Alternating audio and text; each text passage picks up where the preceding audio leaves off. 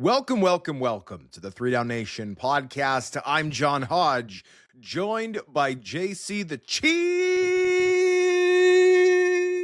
Abbott. JC, how you feeling today? And please tell me you're feeling at least a little bit cheesy. Oh, I'm always feeling cheesy, Hodge, and I'm invigorated by that introduction you just gave me. That's quite something to wake up to out here on the West Coast, is somebody screaming cheese in your face, but I love it. It's better than throwing cheese in your face, which maybe I'll do Well, when that we're rooming depends if your together. mouth is open or not. Well, true. We are rooming at the same place for Combine in Edmonton come March. So maybe I'll pack some extra cheese, make it a little bit stinky, and leave it somewhere for you to find. Though then again, I just did the math. I'm going to be in a different room, but I'm probably still going to be able to smell it. So I don't know if I want to do that. That sounds like a terrible idea, actually, now that I think about it. Well, I'll figure something else to do. So are you suggesting you're going to assault me at our Airbnb with cheese? Is that Well, what? assault is a big word, but I was thinking more pelt you with cheese to get you out of bed in the morning when it's time to go, and you're inevitably making us late. Though I will Ah, say, as a non-morning person, you have gotten a lot better over the years. that is true. I'm consistently late, though. I'm not a prompt person. I stay late, though. I always That's make sure I'm true. the last one to leave, Yes, which you're always also burning the drives me midnight nuts. oil, which I mean is good, right? Like Justin is more of a morning person and he's out east. You're a night person out west, which works really well. If we had it the opposite way around, we would just have a bunch of dudes who all work at the exact same time, which is not super useful for a media publication. So having the night owl on the west coast and the early riser on the east coast is perfect. And I would call myself neither of those things. In my youth, I was a night owl. As an adult, I've shifted more to the daylight hours. I'm not an early riser, but I'm in Central Time and I live in Central Time. I get up at like the normal time. I go to bed at the normal time. It works very well. So I think it's You're an good. And afternoon person. sure. Yeah, an afternoon person. There you go. But I am looking forward to it. We got all our travel booked officially.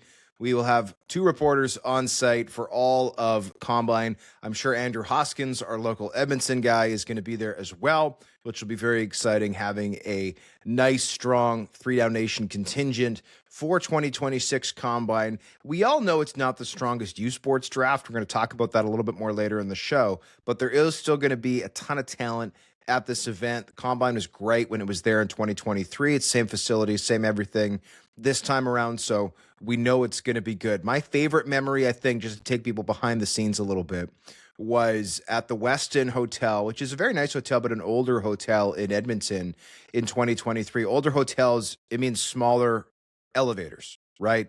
New hotels have giant elevators that can fit like 400 people. Back in the day, it was like, oh, no more than three people will ever need to ride the elevator at the same time. So let's just go with a 3 square foot elevator. It'll be fine. Anyways, we were going down to the main level once our interviews were done. And the players, just by sheer coincidence, had a meeting that started on the main floor of the hotel, or at least a lower floor of the hotel, in like 5 minutes. So the elevator doors open and there's like and I think you and Justin and I were the only people in the elevator. I don't even think Justin was there. It was just you and He was me, I there in believe. 23. He was there in 23. He might Okay, not have been in maybe the it was all elevator three with of us, us. but regardless, the elevator doors open to the hallway and there's like 30 soon to be professional football players who all want to get on at the same time.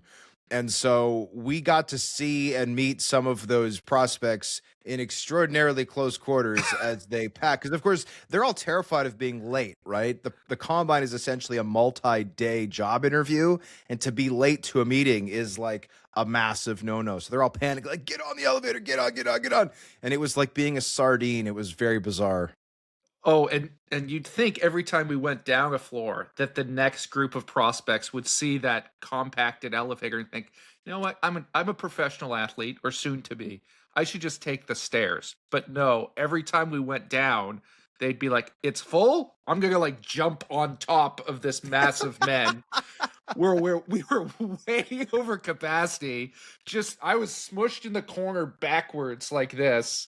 Oh, it was a good time. And we're Actually, all laughing I'd about forgotten it. that. But yeah, that was a thing. Like you'd get down a few floors, the doors would open, and then there'd be a bunch of players that'd be like, it's full. Oh, man. Like almost as if like that wasn't the first full elevator they'd seen. Like they were starting to go frustrated. So pretty funny. Pretty funny. Good times. Looking forward to more of them in Edmonton in just a couple months. Before you know it, we're going to be there for Combine and 2026 season coming up fast. Today, we're discussing the latest rankings for the 2026 CFL Draft. BC Lions general manager Ryan Rigmaiden sounding the alarm on college NIL money and what it means for the CFL. Willie Jefferson signing back with the Winnipeg Blue Bombers. The Saskatchewan Roughriders starting their Grey Cup tour. And the Montreal Alouettes signing the son of NFL legend Terrell Owens. But first, 3DownNation is set to unveil its free agent rankings on Saturday, beginning with the quarterbacks before eventually working over to the other positions. Who is the number one QB ranked on our board right now? And do you agree with the decision? I admittedly don't really. And to be perfectly clear, we did these rankings, kind of the three of us. I also reached out to Ben Grant, who I have tremendous respect for his input. And then once we had kind of our preliminary list, I then submitted it to a bunch of sources I have around the league to get their thoughts on it. And the consensus I got from over a half dozen folks who replied to me was that we had McLeod Bethel-Thompson a little bit low. We had Caleb Evans a little bit high, which may be some recency bias. Caleb Evans didn't play a lot in 25 because he tore his ACL, but was great when he did. McLeod Bethel-Thompson started, I think it was 8 games for the Alouettes, went 3-5 as a starter, did not look good in most of those games. Lit up the Saskatchewan Roughriders. That was the crazy Tyson Philpott game where he they went into Mosaic and blew the doors off the Riders in a surprise win. But other than that, his numbers were mediocre at best and at times poor. The other feedback we got was Jake Maier should be number 1. I initially had Jake Maier as number 2 behind Taylor Powell. And Jake Maier, spoiler alert, when these rankings go out on Saturday, is going to be the number 1 quarterback on our list. He is certainly the most experienced, at least in recent years, in terms of being a starter. He started for the Stampeders for most of 22, and I think all of 23 through 25. 23 and 24. Obviously, 25, he was the backup to Trevor Harris in Saskatchewan. Started a couple games, looked okay, right? Threw a couple of touchdowns, threw a couple of picks. To me, I'm really intrigued by Taylor Powell. Now, we're not sure if he's going to hit the free agent market. The Tiger Cats have his exclusive negotiating rights through the end of this month. And then, of course, if he is still not signed for 2026, he will be eligible to test the communications window and talk to teams around the league. But to me, when you look at what Powell did as a raw rookie out of the MAC back in 2023, how good he looked in spot duty in 2024, and the fact that he's spent the first 3 years of his CFL career rubbing shoulders with guys like Bo Levi Mitchell, who's going to be a first ballot Hall of Famer, guys like Scott Milanovich, who's developed more CFL quarterbacks than anybody else in the recent history of the league. Guys like Trevor Harris, guys like Zach Collaros. He's obviously also helped guys have renaissances late in their career, like Anthony Calvillo, and you can now certainly put Bo Levi Mitchell into that category. I personally, when looking into the future, think that Taylor Powell, you could argue, should be the number 1 guy. But of course, the issue is he barely played in 2025 because Bo, A, played great, and B, stayed healthy. So I would love to have Taylor Powell in the number 1 spot, but Jake Maier is going to be in the number 1 spot when these rankings go live on Saturday. Yeah, I think that's the correct decision. Jake Maier, for all that we've harped on him on this podcast, or that we did harp on him when he was the starter for the Calgary Stampeders, I may have a certified Jake Maier hater badge somewhere hidden in my junk drawer. He is a guy who has started full seasons. He is competent. He can command your team for a long stretch of time. And is he going to light the world on fire? Probably not. But he's also not going to fumble it spectacularly. He's been at the helm for playoff teams in the past, and that's valuable in the CFL. He's a guy that you're confident steering the ship if your starter goes down. And so to me, when I look at the rest of the list, there are guys that could potentially be there, or there are guys that were there at one point in their careers. But Jake Maier is really the only guy that I am 100% confident in right at this second that he can do that. Taylor Powell, yes, there are some intriguing upside there. We know that Scott Milanovich liked him enough in 2024 that he benched Bo Levi Mitchell in the midst of what was an MOP finalist season. And the only reason why Powell didn't finish out that year is he got hurt in his very first start. But he has not played a lot in the last 2 years. And he was a guy who, yes, there's some positive signs in his rookie year, but again, didn't exactly light the world on fire. His college pedigree to me is not absolutely jaw-dropping. He has had some good moments, but there are some flaws in his resume as well. And without that sample size of games played, you are taking a risk to swing on a guy like that as your primary backup, because if he's not what you think he is, that is going to cost your team dearly. When I look at some of the other options, even a guy like Dustin Crum has his limitations as a quarterback. Don't get me wrong, but because he has played more than Taylor Powell has, you've at least seen progression with him. You've seen him win some big games along the way. He's a guy that intrigues me even a little bit more than Powell because of those reasons. Now, again, not a quarterback that I'm wanting to hitch my wagon to as a full-time starter, particularly at this time in his career. But when you're looking at this list of potential backups, it's not exactly world beaters across the board. You're trying to make an educated guess and gamble on who can get you out of a bad situation. Right now, Jake Maier's at the top of that. It's just that simple. Well, Dustin Crum is a guy who the feedback I got from folks around the league was relatively negative. There's a few people who do see him as having some potential that remains unlocked, and I don't think he's been set up for the best success the last little bit in Ottawa. I think that's fair to say. That being said, I mean, all the guys on this list have at least some warts, right? You've got Caleb Evans coming off injury. You've got Chris Streveler coming off injury. We'll talk a little bit more about him later in the show. Jeremiah Masoli, I think it was pretty clear based on how he played last year. He just doesn't have any gas left in the tank.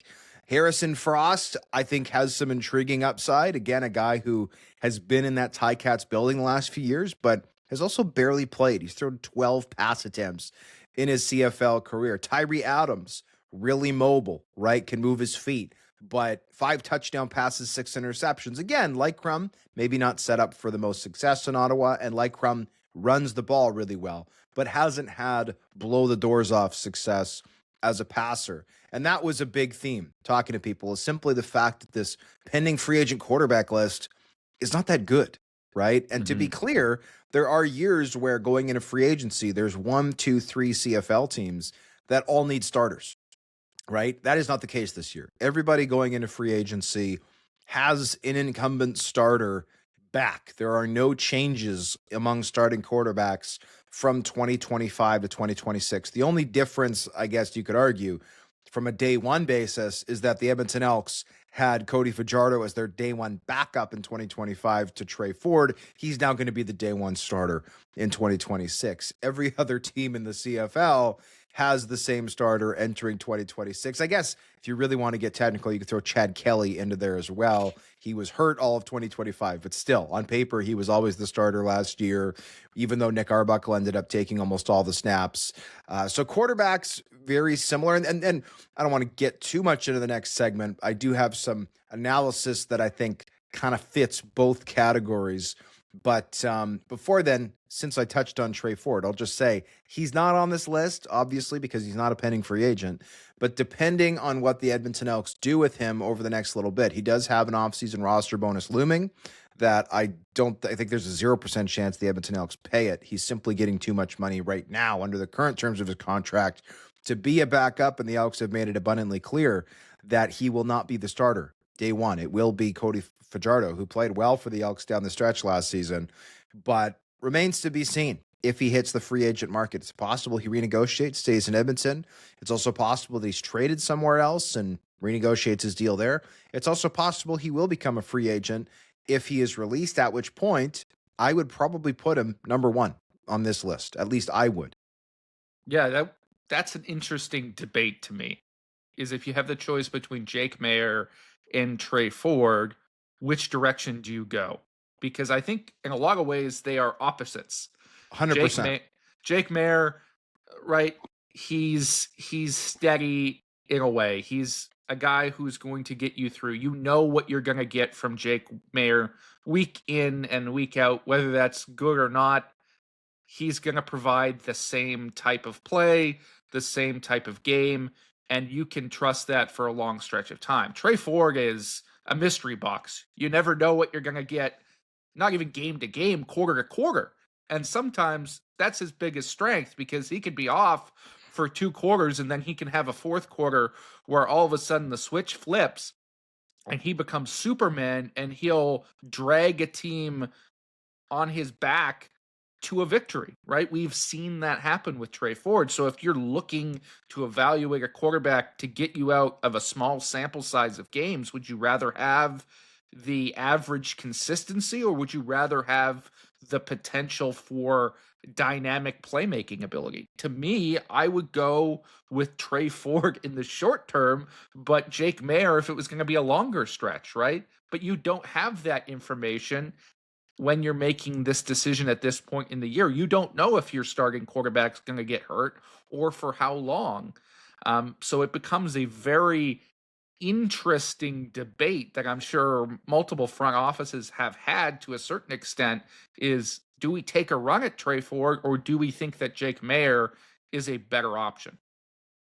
Yeah, and I think every team would have a slightly different take on that. Mayer, right, he's 28, which is kind of sneaky young, given how long he's been in the CFL, how many starts he has in the CFL. That being said, he's a very limited athlete. We know this, but he's very accurate, makes generally good decisions with the football, but doesn't have like the biggest arm. Whereas Trey Ford, accuracy is probably not as strong, but like Trey Ford is arguably a top 5 athlete in the CFL, regardless of position. His ability to move the ball with his feet, make people miss in the open field, his top line speed, right? Like he's one of very few quarterbacks on the continent who runs a 4.4, right? And you can truly see it. Like his ability to outrun angles is just unbelievable. So complete opposites. I think that's a great point, JC, in terms of him and Maier. And honestly, Taylor Powell fits a lot of the Jake Maier mold, right? He's not the biggest guy. I think he's more athletic than Maier, but he's not going to be Michael Vick 2.0 out here running around, making people miss, Mr. Lamar Jackson, Mr. Trey Ford, Mr. Damon Allen, whatever comp you want to make. And he is 27, which is the other thing. And this maybe parlays a little bit into our next segment, JC, which is, you know, and we can do the formal lead in. I'll read it, but essentially, Ryan Rigmaiden, the BC Lions general manager, sounded the alarm on college NIL money and what it means for the Canadian Football League moving forward. Now, I think we both agree that his fears are warranted to at least some extent, but I almost think the quarterback situation in the CFL is already degrading to some level, right? When you talk to people around the league, they don't seem terribly high on the level of quarterbacks who have come in the last few years, certainly since COVID. And I think this list kind of exemplifies that. And what I mean by that is Jake Maier is 28. Taylor Powell is 27. Dustin Crum, right there. Caleb Evans, same age, right? Tyree Adams, same age. Harrison Frost, same age. Cameron Dukes is right there. Jake Dolegala, a little bit older at 29. Chris Streveler, a little bit older. McLeod Bethel-Thompson is well into his 30s. But the point is, when you look around the starters around the CFL, you've got guys in their late 30s or mid-30s like Bo Levi Mitchell, Zach Collaros, Trevor Harris. And then you've got a lot of guys in their early 30s. Vernon Adams Jr., Cody Fajardo. And league-wide, what you would expect is that those older guys are going to get pushed out by like the Davis Alexander types who are currently entering their late 20s, which one could argue is the prime for a quarterback. And that is not happening all of these guys who are in that age group, other than Davis Alexander and Nathan Rourke, I would throw into that category as well, are all kind of in quarterback purgatory right now. Like, they haven't pushed out starters. And so they're all kind of clamoring for the most part. I don't want to say all, because again, Davis Alexander and Cody Fajardo might be the two best quarterbacks in the CFL. Or pardon me, and Nathan Rourke might be the two best quarterbacks in the CFL. Hot take, I know. No, Nathan Rourke, I meant to say, my apologies. But I think when you look at an age group, right, of age, like let's say 26 to 29, like that should be the sweet spot for guys who are now established enough in the league that they can start, and they're starting to reach the height of their powers. And we're just not seeing that, right? A bunch of these guys who are in free agency right now, or at least scheduled to hit free agency right now, are kind of wallowing, for lack of a better term. Like they haven't found that next step. And so I'm curious for your take on NIL, JC, and please give our listeners who maybe, or viewers, some of whom aren't as into college football maybe as others, some background on it as well. Yeah, for sure. I'll start just with addressing your initial point, which I think we've been, to a certain extent, in quarterback purgatory for a while now. It seems like every other year there's this talk, oh, there's a crisis of quarterback talent in the CFL. There's not enough, yada, yada, yada. Then the right guys shuffle around. It's the same mix of guys. And then all of a sudden the voices quiet down and it's just good enough to sort of pass the smell test, or when not enough guys get injured. I think that's the point of stasis that we've been at for a few years now. And what Ryan Rigmaiden is putting forward is a scenario in which this situation gets worse because it is harder to bring quarterbacks up to the CFL. For football fans who aren't familiar with the dynamics currently at play in college football, through a number of legal decisions over the past couple of years, essentially college athletes can be paid now for their name, image, and likeness, NIL, which allows teams essentially by proxy, although it's moving towards a more direct model, to get these athletes compensated for their time on the football field in college, which was never the case in the past. At the same time, there have also been cases that have opened up what's called the transfer portal, which allows players increased mobility throughout their collegiate careers, the ability to go from one school to another, often multiple times now. And when you combine those two, you have guys that are jumping from school to school, chasing paychecks, essentially. Now, we don't have to care about the broader dynamics of what that means for collegiate sports in the United States and all the other problems. But when we look at quarterbacks specifically, what this means for CFL teams is that the guys that they used to be luring up to Canada to get a paycheck of 75 grand Canadian have now been making, in many cases, hundreds of thousands, if not millions of dollars over the course of their collegiate careers. They're getting NFL money in some cases to play in college. Now, does this affect every single quarterback? No. You'll have people who would argue, well, there's still guys at the lower levels of college football who are not getting paid because those schools can't offer that. That is still correct. But because of the increased mobility, those FCS level guys, your Bo Levi Mitchells of the past at Eastern Washington, for example, are now transferring out of those schools in their later years of their career to go chase the bag and get a paycheck, whether they become starters or not. In your article about Rigmaiden's comments, Hodge, you laid out a fantastic example of this in, I believe it's Zach Calzada, the quarterback from Kentucky, who was at Incarnate Word, an FCS school. Tremendous production there. That's a player that a CFL team would look at, right? FCS success, big numbers. He can get an opportunity in Canada because likely the substantial NFL shot is not there. Well, he goes to Kentucky. He does not start. He does not even play much last year, and he earned himself $1 million. Now, the question becomes, does that same player want to come up here and work for peanuts when he already has $1 million US in the bank? I think that is going to be a question that CFL teams are going to have to grapple with in terms of how they assess quarterbacks, how they lure quarterbacks up here. I think that's brilliantly broken down, JC. And the FBS, which is the top level of Division I football, is comprised of, it used to be Power 5 and Group of 5. Now it's Power 4 since one of the top conferences kind of died. And then Group of 5. And then below that is the FCS level. And then like below that is like you get into Division 2, NAIA, Division 3. And there's some debate as to what level U Sports football would be the equivalent to. I think it's certainly above NAIA, maybe on par with Division 2, maybe a little below. Depends. It depends on the team you're talking about, right? Also there's a broad swath of teams. There's some Division 2 teams that are worse than some Division 3 teams, right?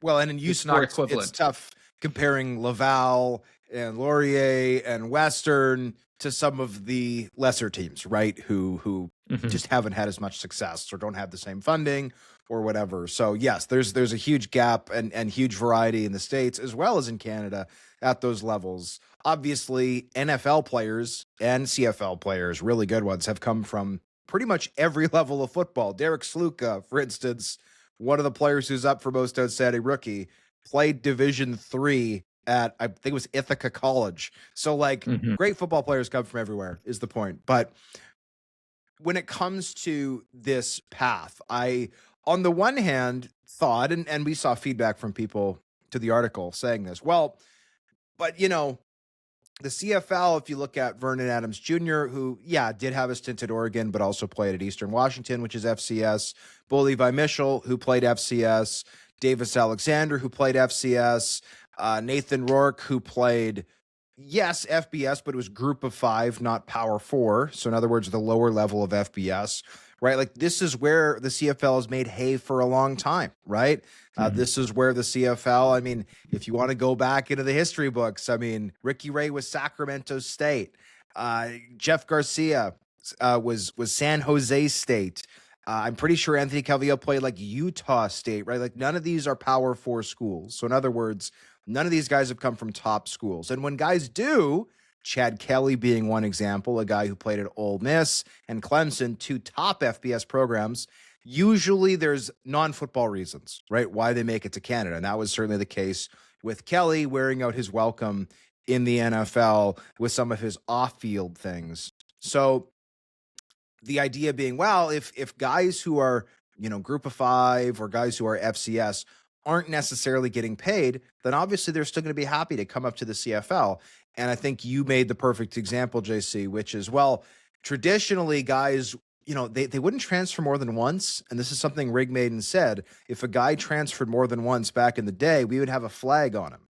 In other words, if you're scouting a player and he's played at 3 or more different colleges, it was like, whoa, do we even want this guy in our program? This is a huge red flag from a personality standpoint.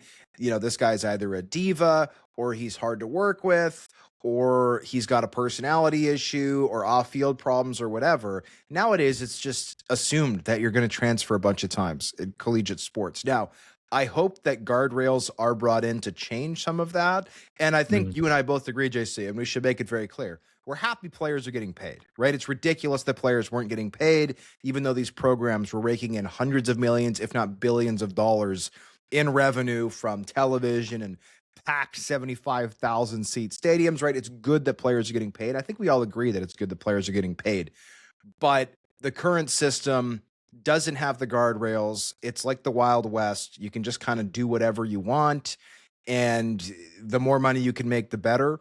I think the highest reportedly paid player in 2025 in the collegiate ranks was Arch Manning at Texas, who made $6.8 million, which is mind-blowing money. Like this is a guy who could graduate college with $25 million in the bank before he even gets to the NFL. So I think if the old way, right, where guys didn't transfer, it wouldn't be a problem if the top schools were getting paid, because as the CFL, you can just take guys out of the lower ranks of college. Well, as you laid out, JC, now guys are transferring up right? If you're a standout quarterback at a group of 5 school or an FCS program or even Division 2, you can get paid big money to move up. And another guy, Trinidad Chambliss, who Mhm. was a star, right, at a lower level school. Well, he goes to Ole Miss this year, and recently the Saskatchewan Roughriders took him off their neg list. And the reason for that is they added him going, wow, this guy could be really good in the CFL.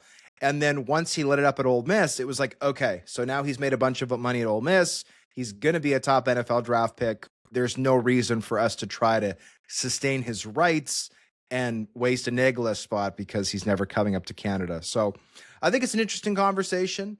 I personally just want to say I have heard this panic about the lack of CFL quarterbacks for a long time. Like, I remember reading an article. I obviously don't remember the publication or the author. It's been so long, but I remember reading about how the CFL was in big trouble with quarterbacks because like Danny McManus was finally going to retire. This is like 20 years ago. And it was like Damon Allen and Danny Mack, right? Like a bunch of great CFL quarterbacks exited the game around the same time frame, right? In the early 2000s. And guess what? We ended up being fine. Now, is the current state of CFL quarterbacking the best it's ever been?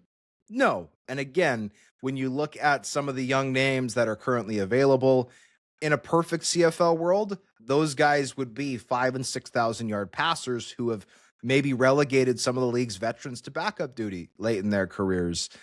So I do think that the level needs to get better.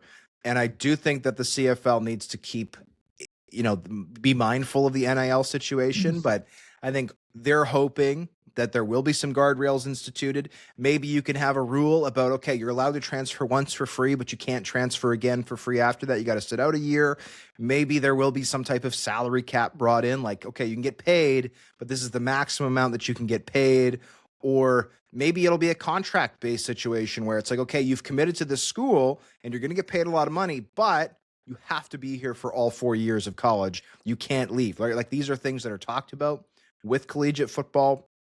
And obviously, when it comes to U Sports, nobody's getting rich playing U Sports. We have seen guys like Taylor Elgersma, Trey Ford recently be legitimate CFL prospects as U Sports quarterbacks. Hopefully that trend continues. But it's an interesting conversation, JC, and it's one that is not just a CFL issue. This is an entire ecosystem of high-level collegiate and professional football that is not yet sorted, right? This story is going to evolve over the coming years, and I'm looking forward to seeing how it does and obviously covering the way that in which it does. It really is a full ecosystem problem. And you brought up the Trinidad Chambliss situation. Well, another element of that situation is because there's so much money involved in collegiate sports for high-level quarterbacks at this point, it incentivizes guys to stay in college. Trinidad Chambliss doesn't want to go to the NFL. In fact, he is suing the NCAA to get a 6th year of eligibility, claiming he needs a medical red shirt for one of his seasons at Ferris State, the Division II school he was at prior to Ole Miss, so that he can earn that money with the Rebels for another season before he goes off to the NFL. So you're going to have more and more guys who are not only with money in the bank when they're reaching their pro careers, but who are older, 25-year-old quarterbacks, guys who are more established in life and perhaps less willing as a result with some money in the bank to come up to Canada and to chase that dream through that much more difficult pathway. I think the CFL needs to evolve to a certain extent in what they're searching for in quarterbacks. And I'm not a smart enough guy when it comes to QBs to figure out what the solution there is. But as we've talked about in the past, the CFL ate for a lot of years on great quarterbacks that were excluded from the NFL for various reasons that today don't make a lot of sense, whether that was race for a long time, whether that was size, whether that was the style of game that they played, right? All of those things have shifted. So many of the great NFL quarterbacks currently are guys who probably would have had to cut their teeth in the CFL in years past. And so has the CFL evolved the type of quarterback that they're taking? What is the market not wanting right now? What are college teams and NFL teams not paying money for? I think that's the question teams have to ask. When we were talking about the backups, we were criticizing guys for like Jake Mayer because they weren't especially mobile. Well, now the NFL is prizing mobility at a very high level that they weren't in the past. It used to be mobile quarterbacks were the CFL's game. So does that mean that you have to reverse course? Look for more of the statuesque pocket passers because that's what the NFL doesn't want? I think there's an argument to be had there. Or do we need somebody who's super innovative, who comes up with more of a run first offense in the CFL and takes advantage of a guy who's super mobile but can't throw as accurately as the NFL or top level college teams would want? And that's a path that you can go down. Like, I think there are options here, but it's going to be hard. It's going to take trial and error. And I think there needs to be some people who are brave enough to, take some of these shots and be innovative, because otherwise we're at risk of having some pretty mediocre quarterbacking for a long time in this league, in my mind. And that leads to mediocre offenses and less exciting games. I would rather have a game that is different from the one that we see now and offenses evolving and changing constantly than one that is stagnant with subpar play. I think it's a good point, JC. At the end of the day, you can't control what the flow of quarterbacks is. What you can control is what you do with the quarterbacks who are available. And I will say this, I think maybe the NFL, and this is a soapbox I will not get on, but I'll address it a little bit, which is there seems to be a recent trend in the NFL to be like, okay, we're going to have an ultra athletic quarterback, and to maximize his athleticism, he's going to weigh like 190 pounds soaking wet. But he's going to get hit a lot because of the way he plays. And then when he gets injured, we're all going to be like, what? How did this happen? Oh, I'm shocked. I'm so surprised he got hurt. I'm shocked. And it's like, quarterbacks don't get me wrong, mobility in a quarterback is good, and I'm glad that the game is involved to incorporate it. But like, one of the reasons quarterbacks used to all be 6'5" and 240 pounds is so that they could take hits. And that was when defensive players were smaller, right? Like, quarterbacks, generally speaking, have been larger pocket passers who can absorb, who don't take as many hits because they're not running. But then when they do get hit, they can absorb the shots, right? And so, again, I'm not saying that if you have the chance to draft Jaden Daniels, you shouldn't do it. But what I am saying is maybe the pendulum has swung a little bit too far in one direction, where it's like, okay, if we want this guy to stay healthy and still be effective, maybe we can't draft someone that small, or maybe they just have to carry some more weight, because if you're going to get hit in professional football, you can't be a beanpole. But anyways, I digress. JC, the CFL released the winter edition of the Top 20 Scouting Bureau rankings, with Miami defensive lineman Akeem Mesidor remaining the number one prospect. And readers of 3DownNation will have seen many Mesidor articles over the last month as the Hurricanes reached the college football playoff national championship. Do you think Mesidor will ever play in the CFL? And what are your overall thoughts on the list?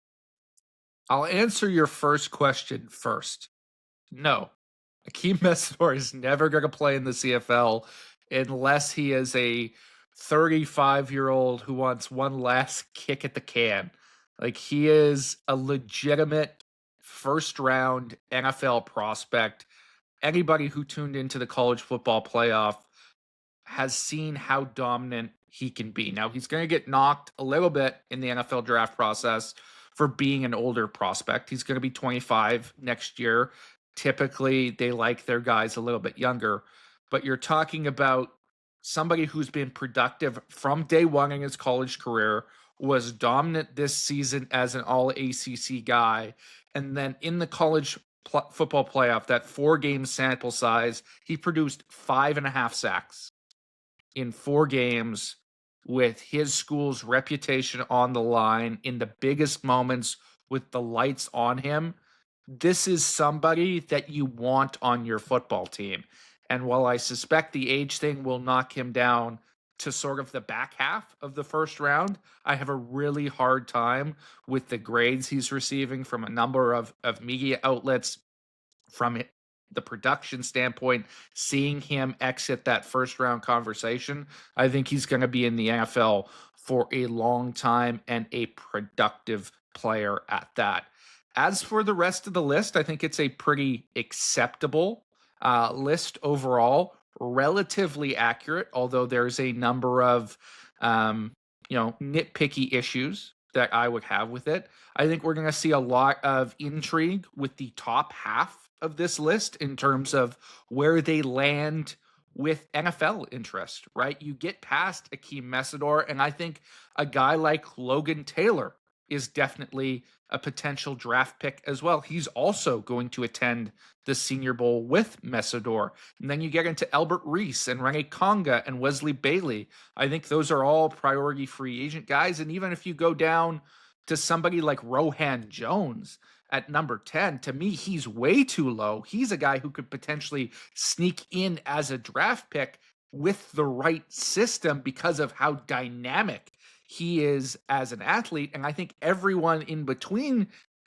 Jones and Bailey is certainly somebody who, if they test right and they get the right exposure, has the college production to merit that potential UDFA tag, or certainly a rookie minicamp invite at the very least. Even 11, Nick Senecal. This is a guy who, when he was healthy a year ago, was spectacular for Hawaii, but got hurt this year, saw his production drop off. That probably lands him in the CFL vein, but somebody who I think could rise throughout this process depending on how healthy he ends up being for testing. And then at the end of the list, I know this is something you're going to point out, one U Sports player finally on the list, Emeric Boutin, the fullback tight end from Laval. He's a fantastic player, don't get me wrong, but personally, if I was going to put one U Sports player on this list, I think it should have been Nicholas Henning, the offensive tackle from Queens.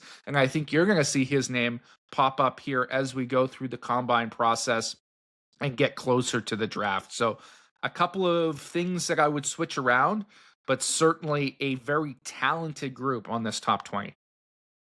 Yeah, and for the record, this list is put together based on feedback from CFL scouts. The issue with that is there have been years in the past where I think some scouts have fielded maybe less honest ballots than others, and doing so purposely to artificially lower the guys they really want and maybe artificially raise guys who they're hoping somebody else takes.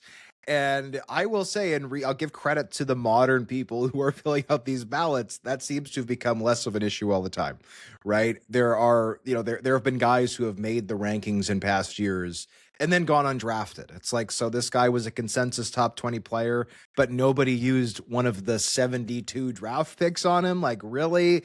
Like, obviously people are playing mind games.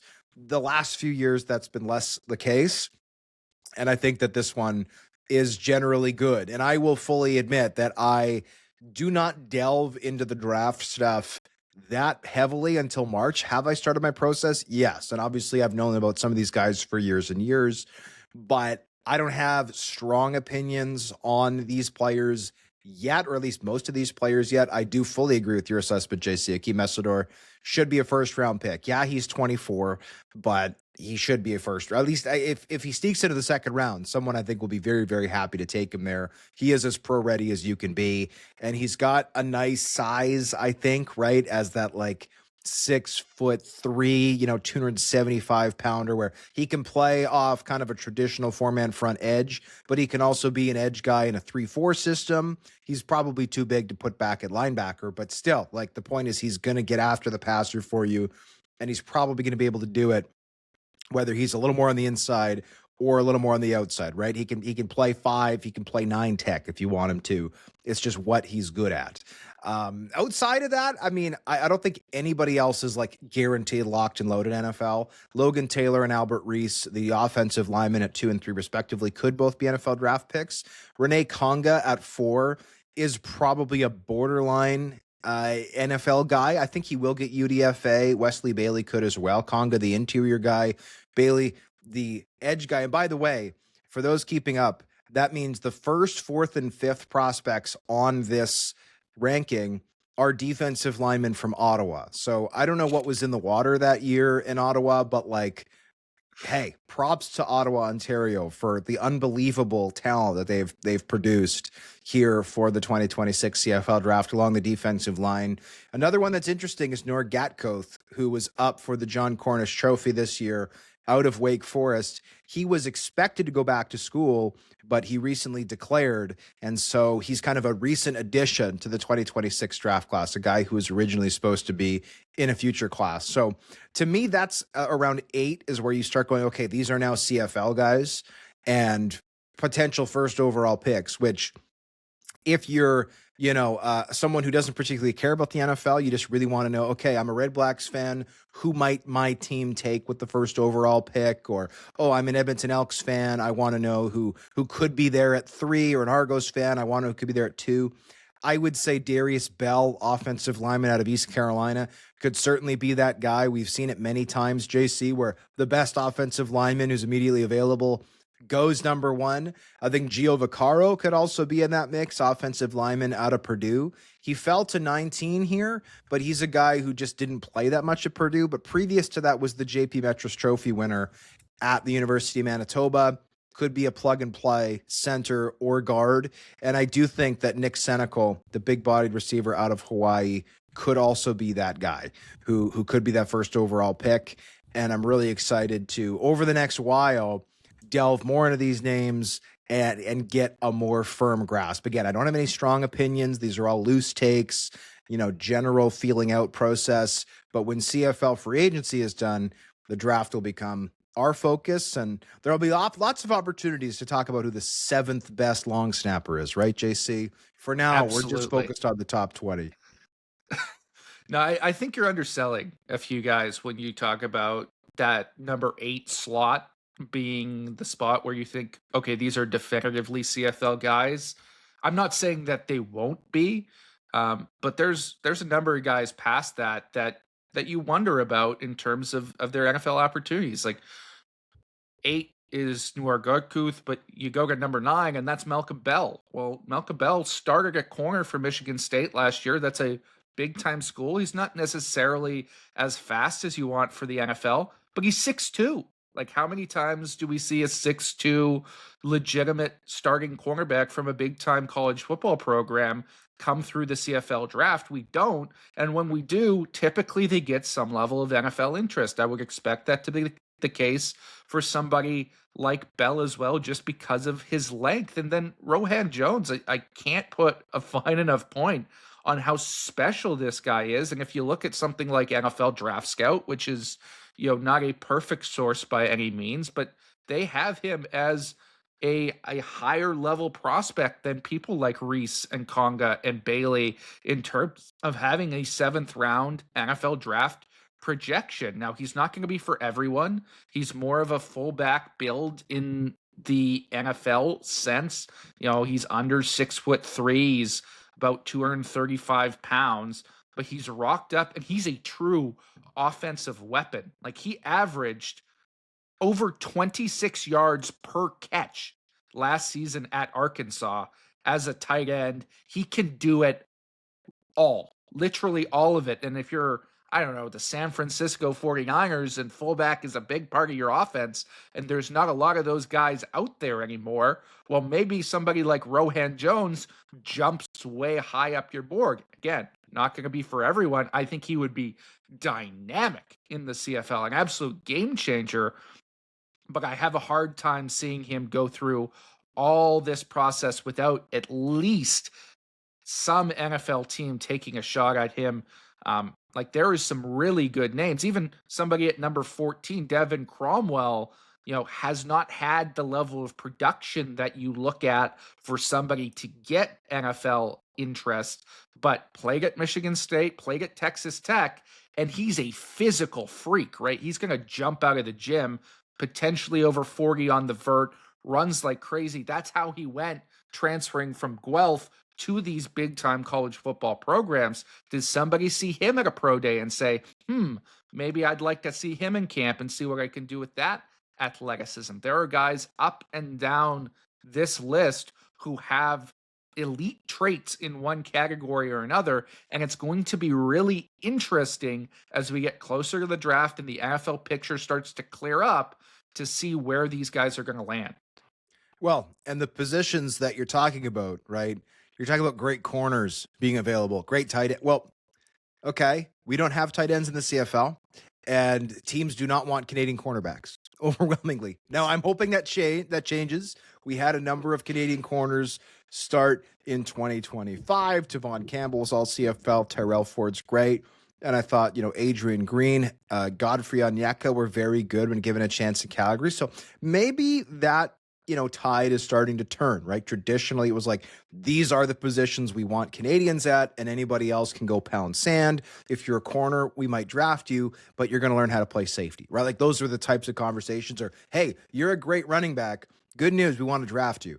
Bad news, it's in the 4th round and you're going to play fullback, right? Like those are the types of conversations. So maybe the positional variance of the CFL is starting to change, right? We're not just pigeonholing Canadians into the same 5 positions. We're saying, hey, yeah, you're Canadian, but we'll play you anywhere. So 2026 draft might have a small hand in helping swing that pendulum even further than we've seen in the past. In a story you broke, Hodge, Jonathan Sutherland has signed a 3-year contract with the Montreal Alouettes. What will he bring to the team? And what does the signing mean for pending free agent Marc-Antoine Dequoy? Well, it's a great question. And I mean, Sutherland is a heck of a player. He's 27, was the 5th overall pick of the 2023 CFL Draft out of Penn State, where he got extra eligibility through COVID. And I mean, he was a 4-time team captain. I'm pretty sure Jonathan Sutherland was one of the favorite players ever from longtime head coach James Franklin, who's not to be confused with former CFL quarterback James Franklin, 2 people of the same name in the same sport.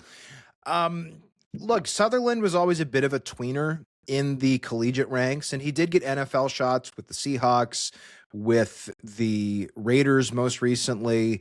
He was also, what was the middle spot again he was at, JC? I don't have it in front of me. He had a stint with the, was it the Colts?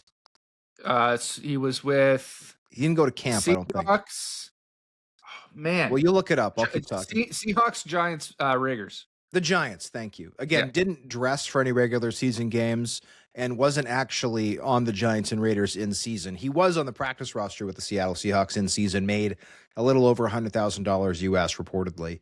But Sutherland, right, like he runs 4.6, which in the CFL is good enough for a safety. In the NFL, it's a little bit on the slower side. And so he played kind of a hybrid, like safety linebacker role with the Nittany Lions. Posted some good production, but again, unbelievably smart guy off the field, extraordinarily high personality-wise. Not in terms of being like big and boisterous and loud, but just in terms of consummate leader, consummate professional, wise beyond his years type of guy by all accounts. So he's going to be a guy who I expect is going to learn Noel Thorpe's defense very quickly. I think he's going to fit into it very quickly. But you raise a good question, JC, because this is a defensive back. And the Alouettes already have some really good depth at that spot. Arthur Hamlin started some games for them at safety, started one at strong side linebacker, former mid-round pick, who's going into his 3rd season. And I thought he played great at safety. I really did. And then this is a team that drafted Nate Boschman, who was a former President's Trophy winner, which is given to the best defensive player in all of U Sports, right? So you've now got a potential starter at safety. You've got a couple of great players behind him. And suddenly you start to go, okay, well, what does this mean for Marc-Antoine Dequoy, a guy who's 31 and is coming off a bit of a down year, right? Was an all CFL safety prior to that, but wasn't as noticeable in 2025. Now, I spoke with Dequoy at Grey Cup. He made it clear he wants to keep playing as long as he possibly can. His words were, until the wheels fall off. I know the reason I asked him about that is there had been speculation about his future because Dequoy, for those outside of Quebec, is a huge star in that province. He's done a ton of like reality TV competitions during the offseason. Like he's a very well-known just person in that province. He's a burgeoning star, leading some to speculate maybe he doesn't want to play football that much longer if he can avoid the extra hits, and he's got all these other aspirations. So one-on-one, he said no to me. He wants to keep playing as long as he can. But to me, this means that the Alouettes can play some real hardball if they want to with Dequoy, a guy who has not only been on the Alouettes helping them win a Grey Cup for the last 5 seasons, but also played under Danny Machocha at the University of Montreal. Like him and Machocha go back a decade at this point. So going to be very interesting to see what comes in La Belle Provence. Yeah, you were already playing hardball with Marc-Antoine Dequoy throughout these contract negotiations. Now I think you can batten down the hatches, right? It's take our offer or leave it. There's no room for negotiation anymore in my mind, and perhaps that's harsh. I know how much he means to that province, but the reality is Marc-Antoine Dequoy was getting paid as what, the 3rd highest paid DB in the CFL, 2nd highest paid DB in the CFL last season. If you'll fact check me on that, Hodge, it was he was up there to say the least, and frankly, I don't think he was the best safety in the league. I don't think he was a top 3 safety in the league last season. And you can't continue to pay him at that level unless he's going to be the clear and consistent number 1 safety in the CFL. If he's willing to take a hometown discount and stick around, I think you have some flexibility with a number of these guys. Jonathan Sutherland, somebody who I always saw as maybe a better fit in the CFL as a Sam than as a free safety. Is that an option you want to consider? I know Nate Beauchemin was playing a little bit of linebacker last year in practice for the Alouettes. You've got Jeffrey Cantin-Arcu and Tyrell Richards in that linebacking car. You're going to make that a Canadian spot. Maybe you make him a linebacker permanently, and you don't worry so much about that safety depth if you keep Marc-Antoine Dequoy. But I don't think you have to overpay for his skill set at this stage of his career. His best days, he may still have good days in front of him, but his best days are almost certainly behind him at this age. And really, you're keeping him around for the leadership component more than the fact that he is dramatically better than the players that you have that are potential replacements for him. I think that's astute feedback, JC. I do. I think it's good analysis. And for the record, Dequoy was the 3rd highest paid DB at $155,000. Now, the market for DBs is going up, right? Especially Canadian DBs. And the salary cap went up after Dequoy signed that deal, and it's expected to go up again for 2026. So even if he stays at $155,000, in a way that is a pay cut because he's taking up a significantly smaller percentage of the cap than he was when he signed this initial deal a few years ago. That being said, I still think he's got value, right? Sutherland, to me, is maybe a little bit more of a Sam than he is a safety. Hamlin's played well at Sam. I think that could easily be a Canadian position if the Alouettes want to make it a Canadian position. But the Alouettes could also say, hey, look, we don't have it as a Canadian position. We just have it as the best player is Canadian, and they're going to play there. I think that's great. They did that last year with Sean Thomas Erlington, who started a bunch of games for them at running back, just saying, yeah, it's not a Canadian position for us. It's just one where Sean won the job and was the best player. So I think that the Alouettes would be very wise to bring him back. And another reason is, like, yeah, it's easy to make the argument, well, you don't need him, so don't sign him. Well, but by signing him, you're preventing him from going somewhere else, right, and helping another team. Like, if I'm the Alouettes, the situation I want to avoid is Dequoy saying, oh, you're only willing to pay me $125,000? Well, I'm going to go sign with the Ottawa Redblacks for $165 and go down the street and potentially kick your butt, right? That would be a disaster for the Montreal Alouettes, a team that is at the top of the East Division, has dominated that rivalry as of late, and I think wants to continue dominating that rivalry. And I agree, Dequoy is probably not at the peak of his powers anymore. He will turn 32 partway through this season, but he's still a local star. He's one of few players in the CFL who within that market is known and recognizable and could theoretically sell a bunch of tickets, right? Alouettes fans want to see French stars on their own team, and Dequoy is as dyed-in-the-wool Quebec as you can really get, right? He famously ripped the CFL after the 2023 Grey Cup, being like, keep your English. There was no French here at Hamilton, and boom, we won this thing anyway, right? Like, he is Mr. Francophone, Mr. Quebec, and that's great. I think it is. He also was very courteous to the CFL at 25 Grey Cup, saying, yeah, they've done, like, full credit to the league. They've done a great job making this a bilingual event. So clearly he no longer has beef with the CFL and gave the CFL credit for fixing that. But at the time, he was very upset. So I think the Alouettes should bring back Dequoy. It just will come down to the dollars and cents, right? If I'm the Alouettes, I'm very happy to try to get Dequoy back for, like, I think he's worth $125,000, $135,000. He's not worth more. And then the question becomes, okay, is he worth more to somebody else? Because he is still a good safety. And no safety is not the highest paid position in the league, but it's still one that matters, and he's still got the right passport for it. So certainly a story to watch out of Montreal. It's an interesting question that you raised. Like, where do you think Dequoy would be an upgrade at safety at this stage in their career? Because you mentioned the Ottawa Redblacks as a potential landing spot. To me, that makes a lot of sense in terms of proximity to Quebec, the influence of their Francophone contingent there.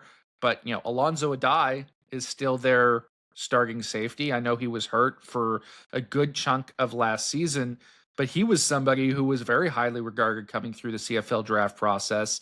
And, they paid a decent chunk of change to retain. Do you believe Dequoy is an upgrade over Adai? Is there a team out there that truly needs a safety? Because when I look at the rosters, right, Hamilton doesn't need a safety. Edmonton doesn't need a safety. BC's got two of them. One's going to be hurt for most of the year, but they've got, back-to-back drafts. They've drafted starting safeties, both of whom I would argue are better than Dequoy at this stage of their career. Is there a spot where you think he could fit in? I mean, it's a great question. I think if you're the Calgary Stampeders, you're very happy with what Damon Webb brought you in 2025. But Webb is also a guy who can play boundary half. He can play Sam. I think if you want to make the Canadian or the safety spot a Canadian position, Dequoy would be an upgrade there. You just have to move Webb. I think, Royce Metier is probably solid at Edmonton. I think if you're Saskatchewan, that would be an upgrade. Nelson Lacombo currently without a deal.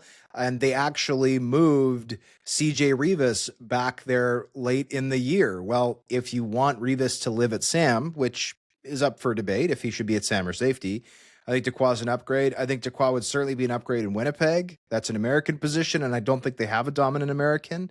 Derek Sluka was very good for the Argonauts at safety, but could he slot in somewhere else? Could he be a Sam with Dequoy playing safety? I think that's a possibility. And yeah, I think that when you look at Alonzo Adai, he's a very good player, but Adai was hurt all of last season. And with Adarius Pickett no longer there, I think you'd probably love to put Bennett Williams, who just re-signed with the team, at Sam and potentially have Dequoy. So to answer your question, I think Calgary debatably, Saskatchewan debatably, Winnipeg would certainly be an upgrade, and I think Ottawa would be an upgrade. That would be my list. And again, you could even throw Toronto in there if Dequoy doesn't think that Toronto's too far to go. I mean, Toronto just needs to get better, right? We all watched them play last year, and Canadian talent-wise, like on the defensive side of the ball, they had one starter last year, and it was Cam Judge, who's nearing the end of his career. I think that burgeoning that side of it would be smart. So those are some options potentially if you're a team around the league and you like the idea of potentially paying Marc-Antoine Dequoy.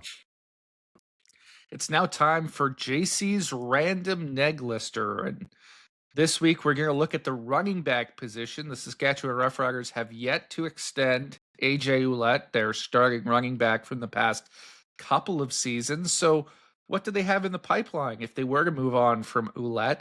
Who could they potentially bring in to compete with Mario Anderson and Thomas Bertrand-Houdon for that starting job? Well, they recently added a guy who shone at the American Bowl. That's running back Lincoln Perry from Texas State. This guy is super intriguing to me, Hodge. He was the Texas 6A football, Mr. Football, back in the day in high school. As we all know, Texas is the biggest state for football. 6A is a big deal. That's a high level of competition in high school. And he was the best player in the state. Doesn't necessarily get the big time offers, though. Was only a 2-star recruit because of his size. He's about 5'8" and a little bit of change, and 200 pounds these days. Went to Arkansas State, then transferred to Texas State, and has been absolutely dominant there. Over 3,000 career rushing yards, another 1,000 in receiving yards during his career. I've heard the comp at times, Hodge, to Cam Scatteraboo in a tighter package. He certainly has some one-step burst, and he's not afraid to get physical at his small size. I think this is a guy who is well suited for the CFL game. We'll see how his NFL options pan out after the draft, but could this be somebody who gets brought in for training camp or mid-training camp or in the midst of the season? I think that's entirely possible for the Saskatchewan Roughriders. No time for Hodge's heritage moment. On this day in 1976, Art Kuhn was selected by the Seattle Seahawks in the NFL expansion draft from Washington following a season in the World Football League. The Victoria, BC native played 97 games over 7 seasons with the team, predominantly at the center position. He later finished his career with the New England Patriots and also 2 seasons with the USFL's Memphis Showboats. JC, you're not that far from Victoria. What do you know about Kuhn? I know almost nothing about Kuhn. You know that he played center in the NFL in the 70s and the 80s? That's essentially what I know, yes.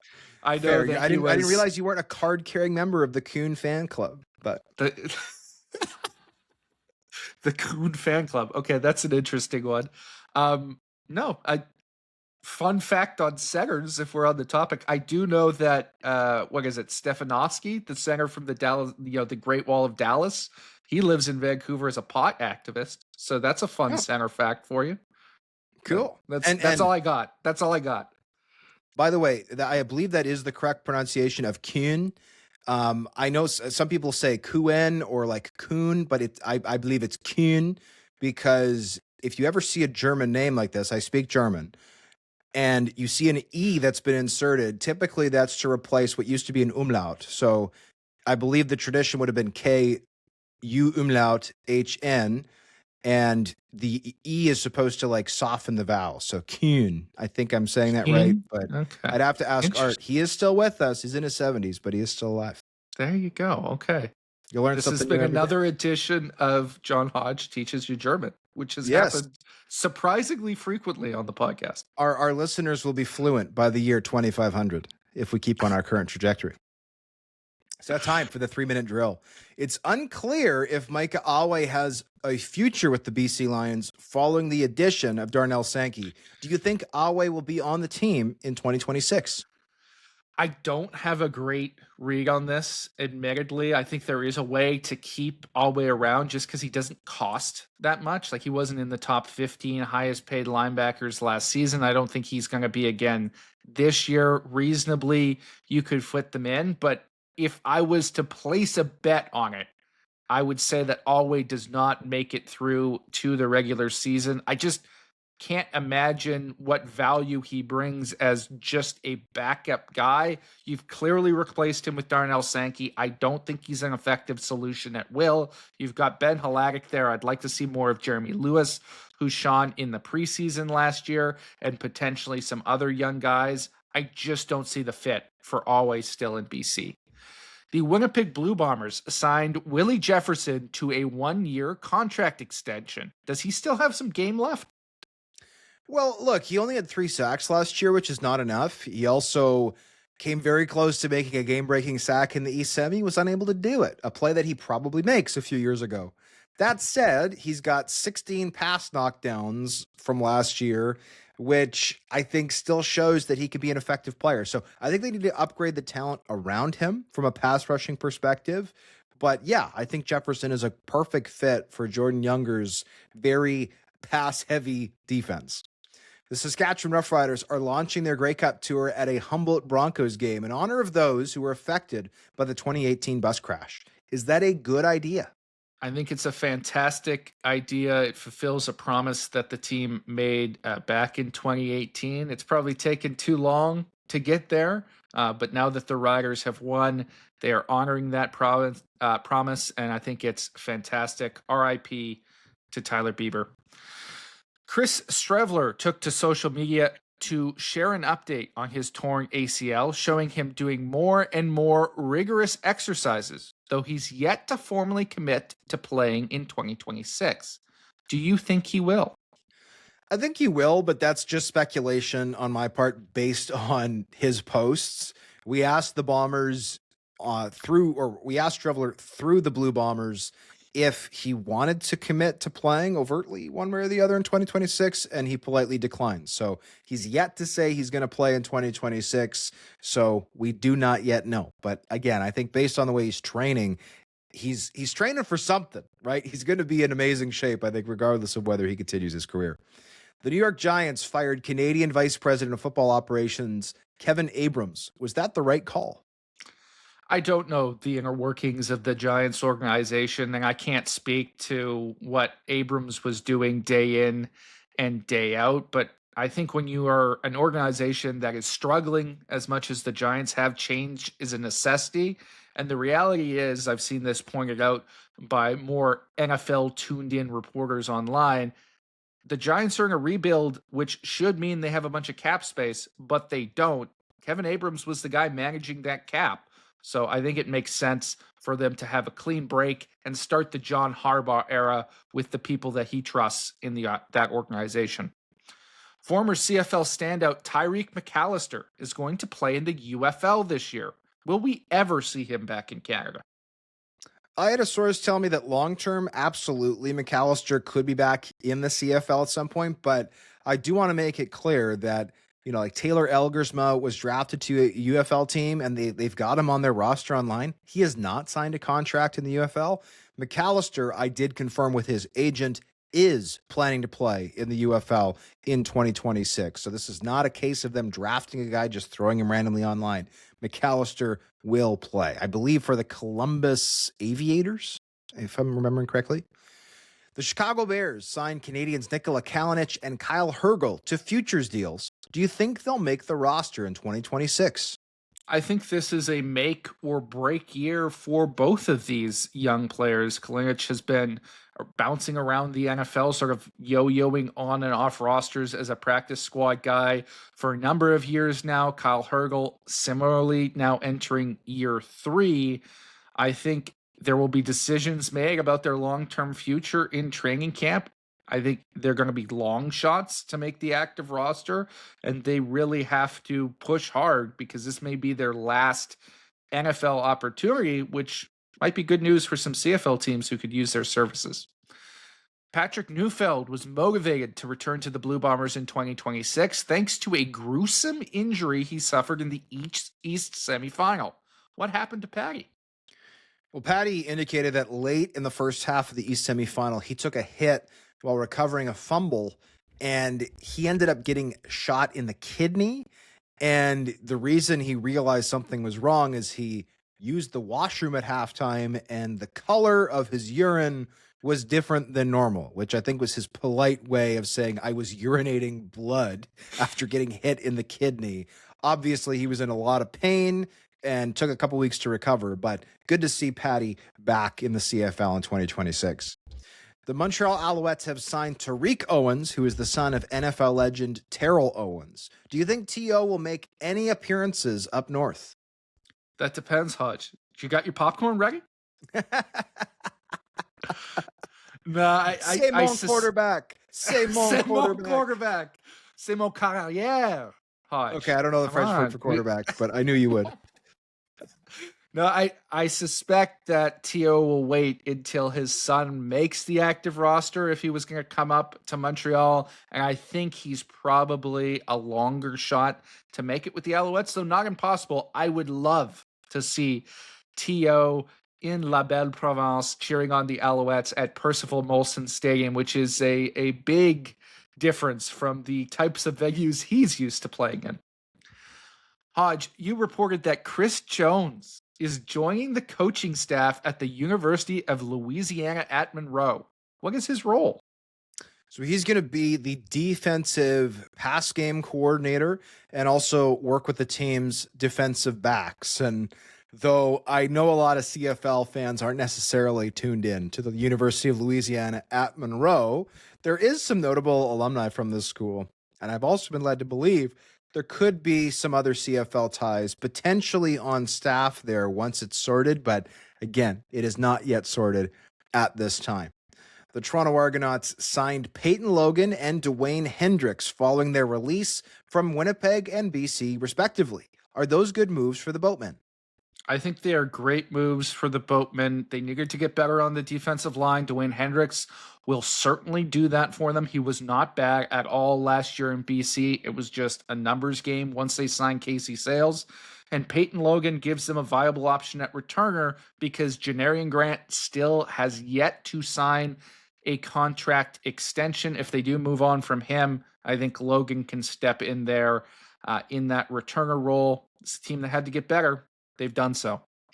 The Winnipeg Blue Bombers announced that Trey Vavel will be back with the team in 2026 despite a lengthy NFL workout tour. Is that good news for the blue and gold? Oh, it's great news. I mean, Vavel did 6 NFL workouts, and typically when a guy gets that many workouts, there's a really good chance that they'll sign a contract. That opportunity did not materialize for Vavel, which kind of stinks for him, but based on the comments he made through the team's website, he seems extremely happy to be back for 2026 and have that certainty of knowing where he's going to end up. Obviously, he made an impact defensively and on special teams in 2025, and I'm sure the club will be hoping he does the same come 2026. For JC Abbott, I'm John Hodge. We expect Justin Dunk will return next week. We'll see you then for the 3DownNation podcast.